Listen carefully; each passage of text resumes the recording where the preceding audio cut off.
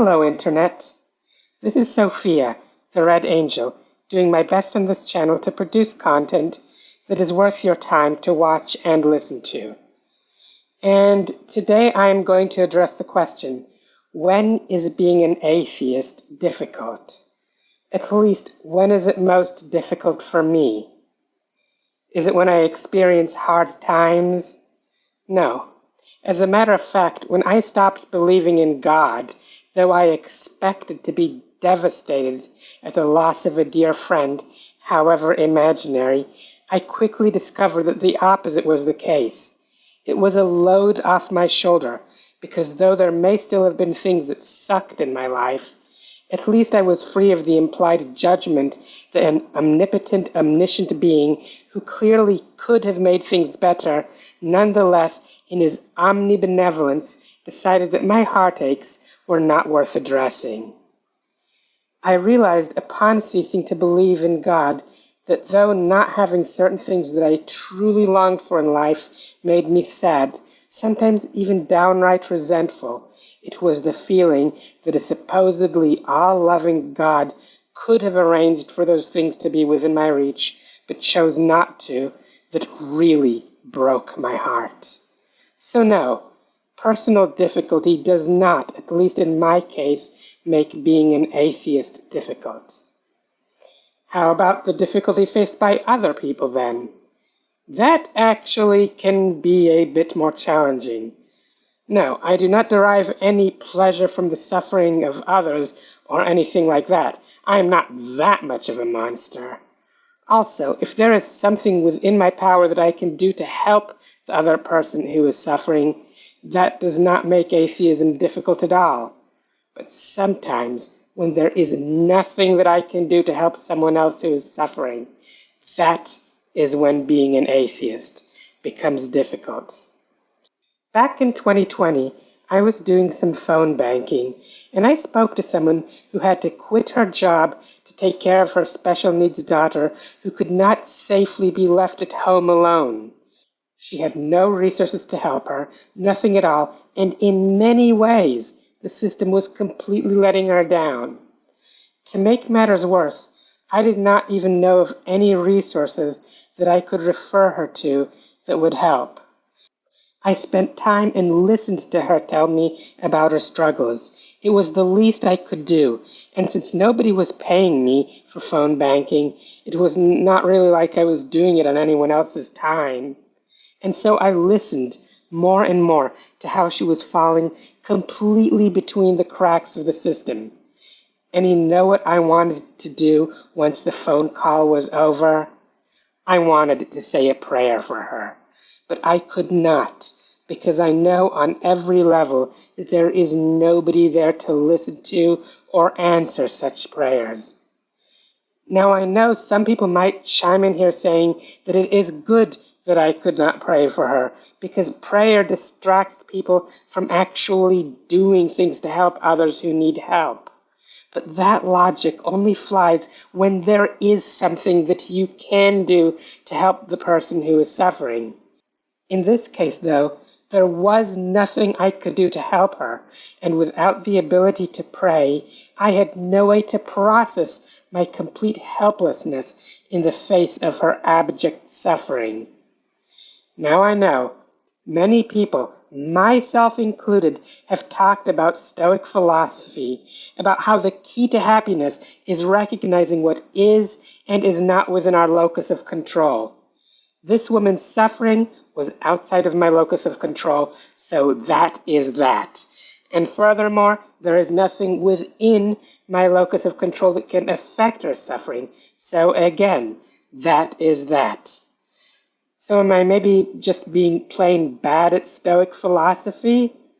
Maybe. And perhaps if I practiced better, I could get to the point of giving her the listening ear she needed, all the while keeping my eye peeled, just in case there be something that I can do to help her. And do all this without winding up in the position in which I wish that I could pray for her, just because doing so might help me process my helplessness in the face of her suffering. But in modern Stoicism, one thing we know is that we are never going to be perfect at our practice of the philosophy. And sometimes hardening our hearts to the suffering of others is the hardest thing to do, because it goes against the very grain of something that is very core to our nature as human beings, something which even classical Stoics, such as Marcus Aurelius, knew was a core part of us. I am referring to the fact that we are by nature social animals. That means that the survival strategy of our species heavily relies on community cooperation. Also, when trying to steel ourselves up to be unfazed by the difficulties faced by others that we cannot help, it is inevitable that we be concerned that we overshoot and become the kind of person who might be so indifferent to another's suffering that we may not even feel the need to help when there is something that we can do to help them.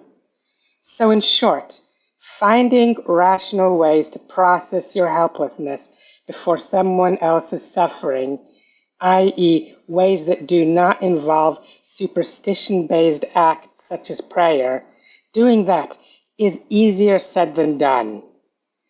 Now, do I say that being an atheist is not worth it because it takes away my ability to pray at times when I need that ability in order to process?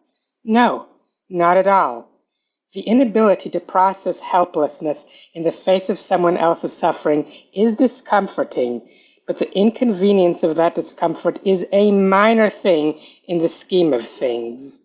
No, I am not referring to the fact that that discomfort is minor compared to the discomfort of the one actually directly experiencing the hardships, because though that comparison is true, it is not really relevant because there is not really an either-or dichotomy there. Sucking up and just accepting my inability to process my helplessness will not actually give comfort to that other person any more than anything else that I can do. Rather, I'm referring to the fact that the discomfort of my inability to process my helplessness before another person's suffering is minor compared to the cost that I would have to pay in order to avoid it by prayer. This would mean that I would have to lie to myself and believe in some invisible deity despite not having any evidence of its existence.